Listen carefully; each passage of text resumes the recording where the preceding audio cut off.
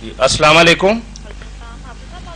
جی بات کر رہے ہیں, ذرا اونچا بولیے بہن. اچھا میں نے نا اصل میں تھوڑی سی ایک پرابلم کا حل پوچھنا تھا آپ سے. جی ہمارے گھر میں نا ذرا لڑائی سی رہتی ہے, یعنی نہ تو میرا بڑا بھائی جاب کرتا ہے, میں پریشانی سی ہے, بہن بھائی آپس میں لڑتے ہیں, امی ابو کا جھگڑا ہوتا ہے. جی جی اللہ کا شکر ہے ہر چیز پاس ہے, لیکن اس کے باوجود جس طرح کوئی چیز انسان کی ختم نہیں ہوتی جا رہی, نہ اتفاق ہے, پیسہ اتنا ہے پھر وہ بھی نہیں رہتا.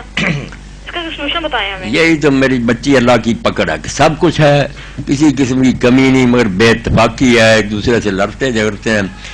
اب ان کا کوئی پتہ نہیں کہ آپ کے گھر والے نماز بھی پڑھتے ہیں یا نہیں, یا قرآن پڑھتے ہیں یا نہیں, یا کیا حال ہے. اگر پڑھتے ہیں, نماز پڑھتے ہیں, قرآن شریف پڑھتے ہیں. ہاں تو ان کو توجہ دلائیں نا, جو جھگڑتے انہیں کہیں آپ قرآن پڑھتے ہیں, نماز پڑھتے ہیں, وہ یہ سکھاتی ہے. اس میں تو اتفاق کی ہدایت ہے, محبت کی ہے, احترام کی ہے.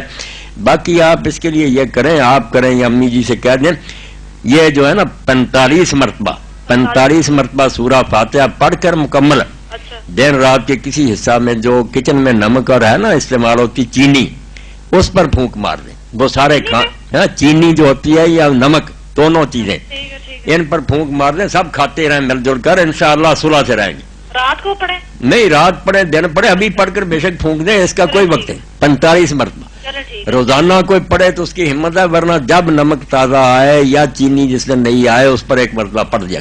یہ سب میرے بھائی بہن یاد رکھیں, انشاءاللہ اتفاق ہوگا. چلو ٹھیک ہے, جی تھینک یو. G Allah